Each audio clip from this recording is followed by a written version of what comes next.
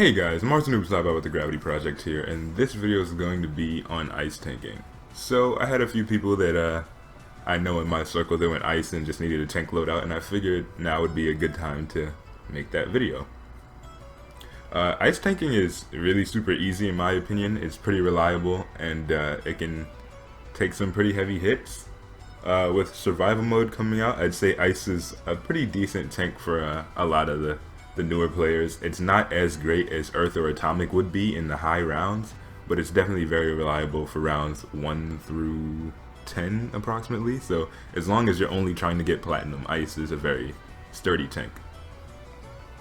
Alright, so the loadout is Inescapable Storm, Reflection, Bitter Winds, and then I have Cold Snap in right now. Generally on the live game I use Shatter Restraints, which can be swapped out for Cold Snap. They do essentially the same thing. One is a group immunity, but they're both there to kind of break out and pick you back up and then give you control resistance.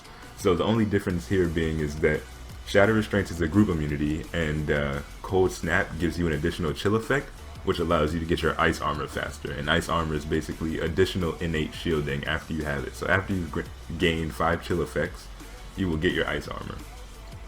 However, getting ice armor is not so hard, and once you have it you don't really lose it. So I'd say going with Shatter Restraints isn't really a problem.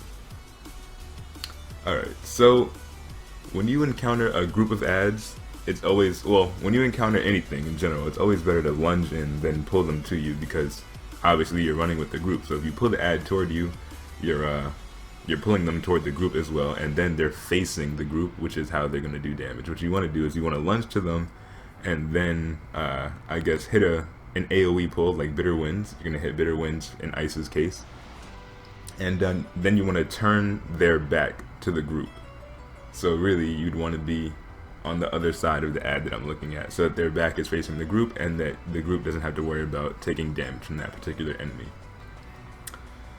Alright, if you get knocked down, you're going to want to hit Shatter Restraints or Winter Ward, and other than that, you're kind of just cycling between Reflection and Bitter Winds. They're like your two main shields. You kind of hit Reflection, hold block until it wears off, hit Bitter Winds, hold block until either it gets beaten off of you or it wears off, and just keep going through the motions. If you have both of them on cooldown and you're still taking a beating, then you're going to want to hit Winter Ward, because it'll give you a little bit of additional shielding and some control resistance, and if you hold block you should be able to get one more shield off a cooldown before you get completely wrecked.